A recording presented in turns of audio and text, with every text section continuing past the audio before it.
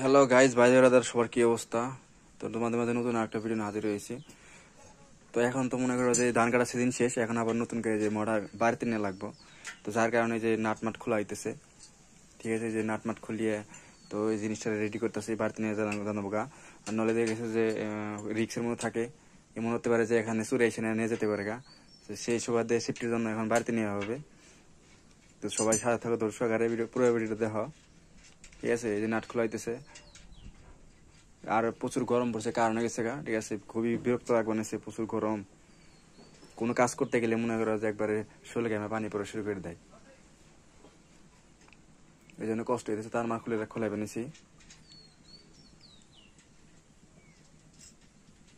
এই যে দেখো, যারা মডার্ন আছে তারা কিন্তু বুঝবে না। নাট নাট খোলাইতেছি, যে উপরে যে থাকে তার থাকে খোলাই বানিয়েছি।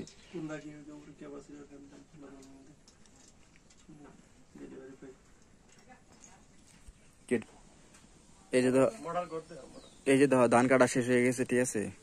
তো এখন তো আর পানি দরকার নাই, যার কারণে মোটা খোলা লাগতেছে। আর এই যে দেখতে পাচ্ছ মোটার ঘর, এই যে মোটার ঘর, ঠিক আছে।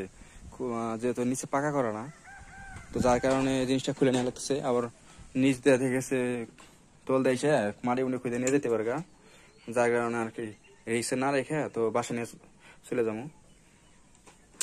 তো সেই সময় জিনিসটা খুলে নিয়ে যাবো এখন। তো চাইলে তোমরা আমার মতো এরকম টেকনিক খাটাতে পারো, ঠিক আছে। এই বাহির না রাহারি ভালো, ঠিক আছে, রিক্সের মধ্যে থাকে। তার আমার খোলা শেষে এখন, ঠিক আছে, যে মেশিন থেকে নাট খোলাইতেছি। তো নাট খোলা আরো বেশি বিরক্তকর, ঠিক আছে। গরমের মধ্যে তাও আবার মনে করো যে খুবই বিরক্ত লাগে, মানে খুবই ধৈর্যের কাম, ঠিক আছে। নাট নাট খোলাইতেছে, জং পড়ে গেছিলো, পুরো শক্ত হয়ে রয়েছে বাইরে ঘুরে। আগে জং মান সরে নিলাম, তারপরে খুলবা নিচ্ছে আস্তে আস্তে। আর বিষয়টা আসলে কি আছে, মনে হয় যে নাড়ে যদি তেল দিয়ে রাখি তো জিনিসটা আরো ক্লিয়ার থাকতো। তো তেল দেওয়া হয় না, যার কারণে শক্ত হয়ে গেছে, জং পড়ে গেছে, বুঝছো। যার কারণে টাইনা মেনে যে কষ্ট করে সুট বানিয়েছি। তো দুইটা খোলা নিয়েছে, আর দুইটা বাকি রয়েছে এই পাশে।